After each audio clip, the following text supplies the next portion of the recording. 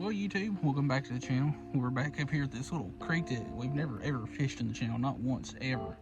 Ever. Never, ever. Anyway, it's actually Christmas Day, and this is kind of in between food comas. So I figured I would come up here, sniff around, because it's been about a week since I've been up here.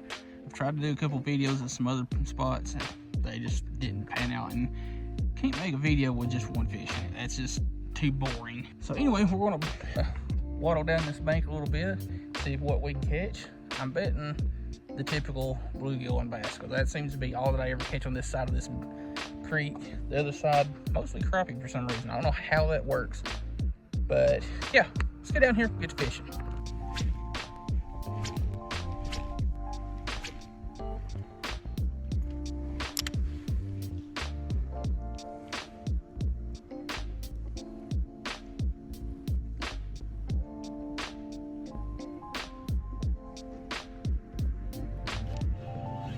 Fish. Finally. Ain't real big, but it's fish. We've been here for a little over 30 minutes and just now caught our first fish, a little bluegill. I'll just screenshot some of the other ones because I still haven't updated my logbook from several weeks ago. Pretty little bluegill. I've been getting a lot of bites. They're just not really committing.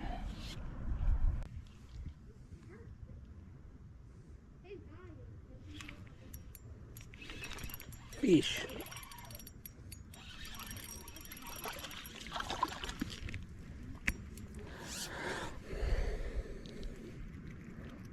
Honestly thought that was a little bluegill or something, the way it picked that and took it down, but just a little bitty dinky bass.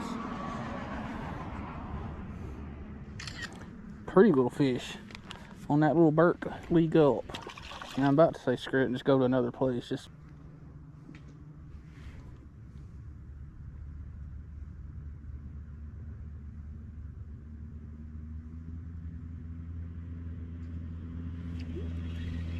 I don't know what you are, but you couldn't get that bobber down. Tiny, tiny, tiny little bluegill. Pretty one. Oh, dang, look at all those little iridescent purples. Alright, well, let's see if we can get one more fish on 3% of my battery.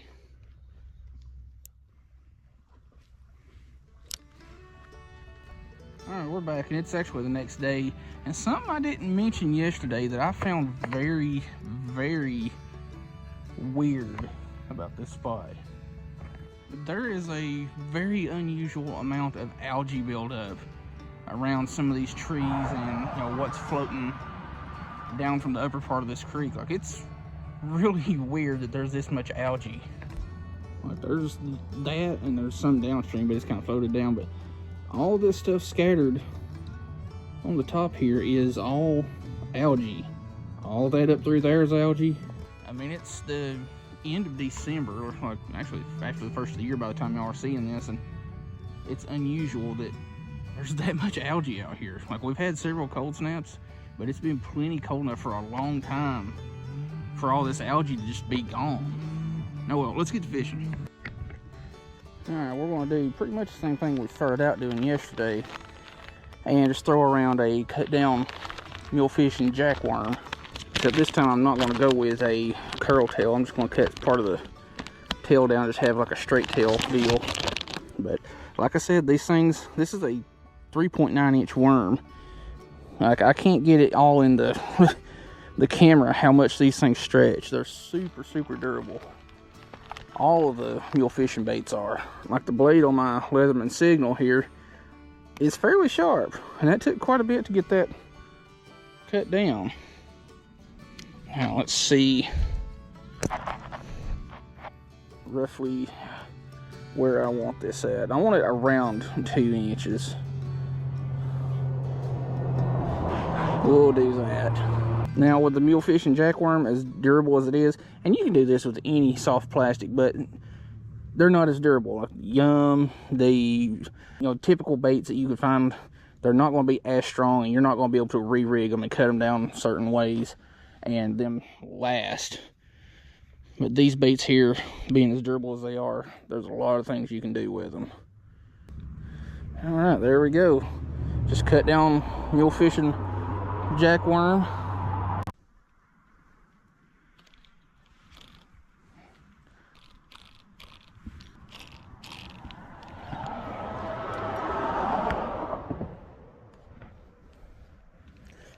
One of these days, I'm gonna remember there's a stump just this side of that bridge support.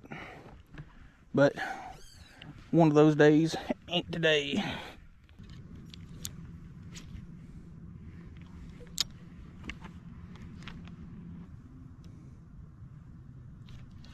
Hey, you finally caught something. Not something big, but something that had some ambition. Because that little piece of that jackworm tail was just barely big enough to fit in his mouth. I'm just going to give this thing a couple more minutes because I'm getting a lot of bites. They're just not committing, just pretty much like yesterday. It's weird how that works.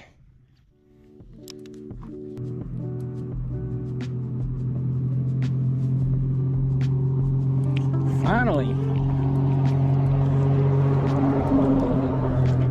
Seems to be just a bunch of these tiny little bluegill out there, just barely poking at it. Chill. I'll just screenshot one of my other ones. But I went to a little floating fly deal about 18-20 inches or so under my bobber, and now I have woven a sweater around my rod by trying to toss it back out there like that. Yay me. Okay, we're fixed. That was a slight disaster. But yeah, the last week or so have sucked. Mostly because of the fishing, but you know, I can get out and try to do videos and whatnot, but the fishing has sucked. I've gone to 3 or 4 different spots, and the fishing has just sucked all the way around. But that is what it is. You can't have good days every single time you go out. That's just spoils you real quick. Oh, dang it. Had another one there. If I knew where I put them, I've got some actual flies that I could do this with, but I ain't got a clue where I put them at. They're dirt cheap flies. I got them at Walmart probably 10-15 years ago. They're nothing special. I'm about to just say screw it and put a tiny little hook on there with a tiny little piece of Berkeley gulp or something like that, and just see how many of these little microfish I can catch, because I see a bunch of them, you know, along the bank, but they're super tiny, like smaller than what can handle this little 1/32 ounce jig head.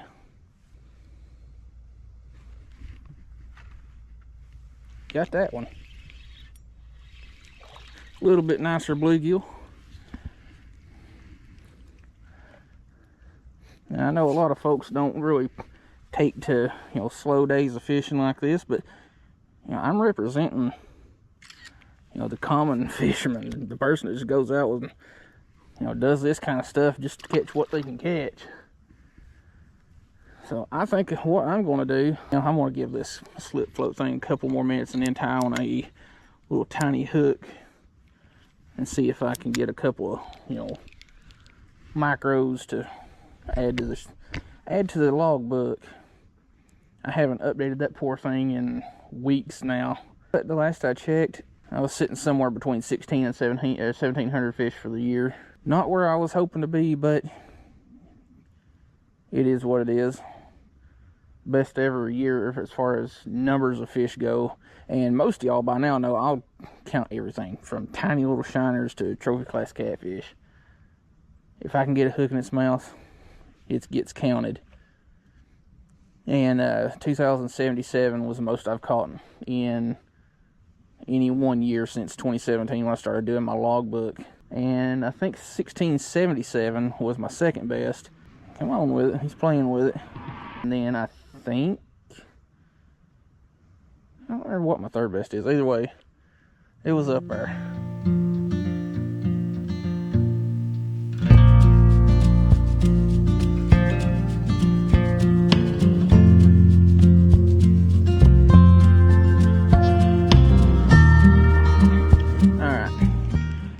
make a change. I'm gonna cut this jig head off, but I'm gonna use the bait. But what I'm gonna do is put a teeny tiny little hook on and see if I can catch a couple macros. I'm not gonna put a sinker or anything like that on there, just gonna use a straight hook by itself. And I was at a liquidation store several years ago and found one of these little packs of multi-size hooks, 10 different sizes from 3 all the way up to size 12 or something like that. Either way, I don't know what that one is.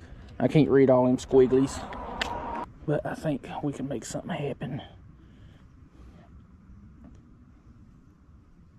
I hope we can, because I need the videos.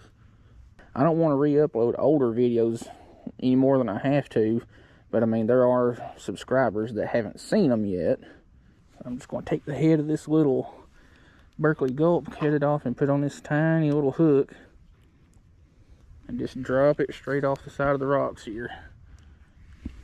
Which, doing this would actually be better suited for like a Tenkara rod type deal. Like, we can just dip it out there and pull it back. No reeling, none of that nonsense. None of that highfalutin, newfangled stuff.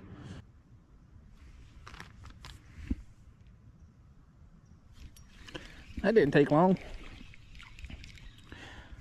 Kind of surprised that, you know, it was able to even see that tiny little piece of bait as dark as it's starting to get. But hey, we'll take her.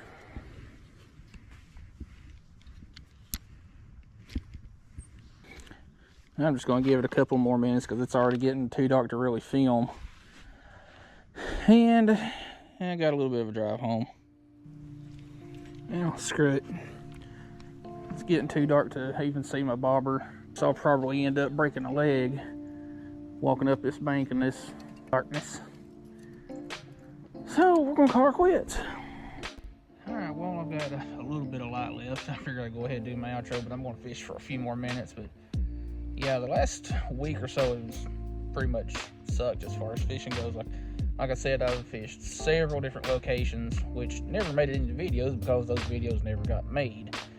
And I was intended on going back to where we caught some trout in a recent video, and the fish were nowhere to be seen where those trout were caught. So I'm figuring they got pushed downstream. But anyway, several spots have been hit, several spots have been fished. Nothing worth turning into a video happened, so it's been rough.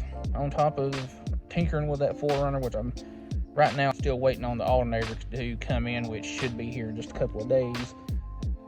But it is what it is when a vehicle's got 370 something thousand miles on it. Stuff's going to start falling apart. Anyway, if you like the video and like the type of content that I'm putting out, I'm watching my bobber while trying to do this. Yeah, if you like the video and like the content that I'm putting out, check out all the links in the description. Those are my affiliate links. And the one below those will be my channel membership link where you can get early access to videos. So if you're interested in getting early access to the videos, check that out. I'm getting a bite. And then links to gear and all that kind of stuff will be below that, including socials for the Facebook page for the channel and my Instagram, which, fair warning for Instagram, I post a lot of bullshit memes that don't have anything to do with fishing. So anyway, click on the video.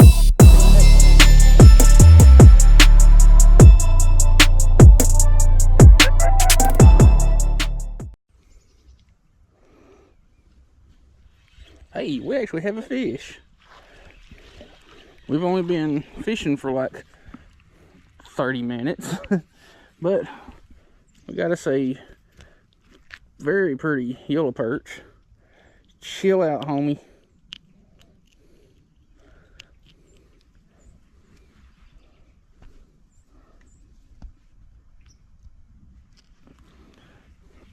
Man, that is one pretty fish.